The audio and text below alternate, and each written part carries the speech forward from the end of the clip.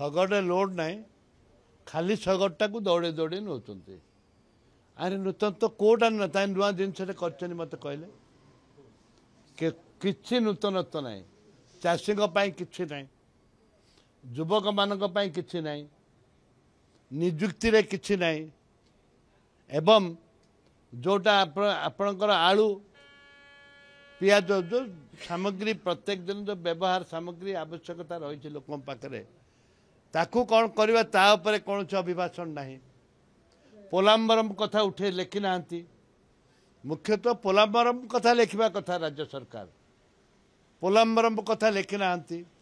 ମହାନଦୀ କଥା ଉଲ୍ଲେଖ ନାହିଁ, କୋଟିଆ କଥା ନାହିଁ, ଖାଲି ମାଇନ୍ସ ଫାଇନ୍ସ ଉପରେ ତାଙ୍କର କୌଣସି ଯେଉଁ ମାଇନ୍ସ ଚାରିଆଡ଼େ ଚାଲିଛି ଚୋରା ଚାଲାଣ ଚାଲିଛି ତାକୁ କେମିତି ବ୍ରେକ୍ କରିବେ ସେ କଥା ନାହିଁ।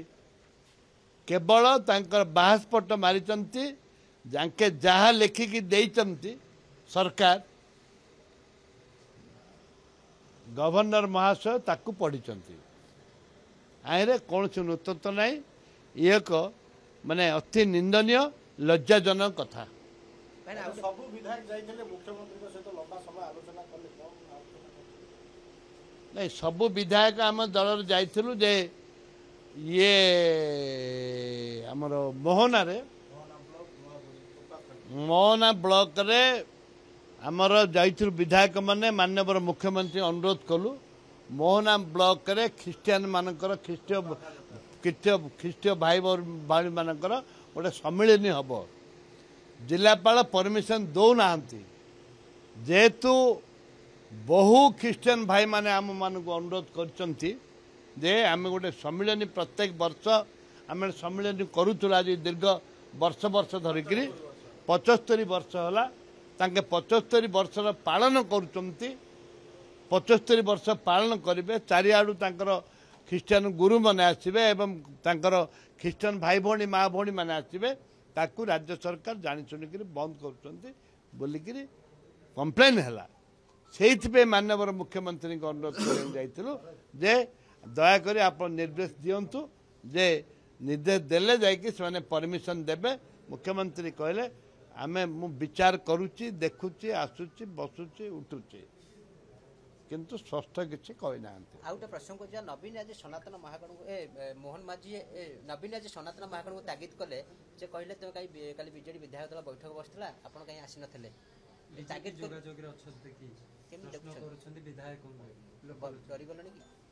ଶୁଣନ୍ତୁ, କିଏ ନବୀନ ବାବୁ ହେଲେ ବିଜୁ ଜନତା ଦଳର ବୋସ୍, ସିଏ ହେଲେ ଆମର 2 ଥର ବିଧାୟକ ହେଉଛନ୍ତି ଆମର ସନାତନ ମହାକୁଡ଼ ବାବୁ। ତାଙ୍କର ତାଙ୍କର ନିଜର କଥା, ଏଇଟା ନିଜର କଥା।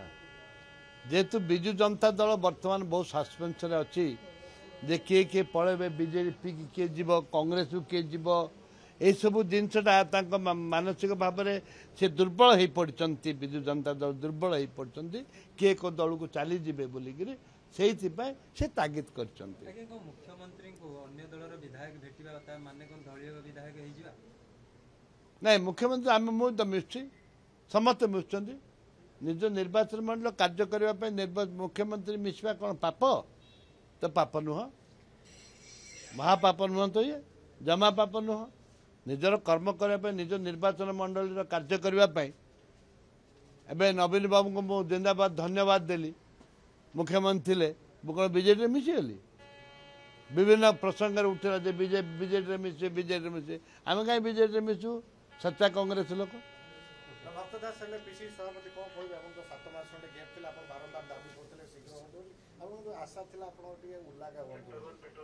ଶୁଣନ୍ତୁ, କିଏ ହବ କିଏ ନ ହବ, ମୁଁ କେବେ କହିନି ଯେ ଆଶା थे ଉଲୁକା ହେଲେ ବି ଠିକ୍, ଜୟଦେବ ଜେନା ହେଲେ ବି ଠିକ୍, ଯିଏ ବି ହେଲେ ବି ଠିକ୍। ଭକ୍ତଚରଣ ଦାସ ତ ମୁଁ ନିଜେ କହିଥିଲି, ମୁଁ ଆପଣମାନଙ୍କୁ ଓପେନ୍ କହିଥିଲି, ତୁମେ କାହାକୁ ଅବଜର୍ଭର ଆସିଥିଲେ ଭକ୍ତଚରଣ ଦାସ ହେଲେ ଭଲ ହେବ ବୋଲି କହିଥିଲି। ଏବଂ ଯେଉଁ ଡେରି କଲେ, ମୁଁ ତୁମେ ଯାହାକୁ କରୁଛ କର,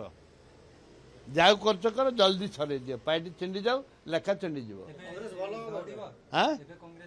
ଏବେ ଦେଖ, ଏବେ ଭକ୍ତଚରଣ ଦାସ ହେଲେ ଦୌଡ଼ିବ, ଘୋଡ଼ା ସହିତ ଘୋଡ଼ା ଯେମିତି ଟପ୍ ଟପ୍ ଟିକେ ଦୌଡ଼ୁଛନ୍ତି, ଇଏ ବି ସେମିତି ଟପ୍ ଟପ୍ କରି ଦୌଡ଼ିବେ।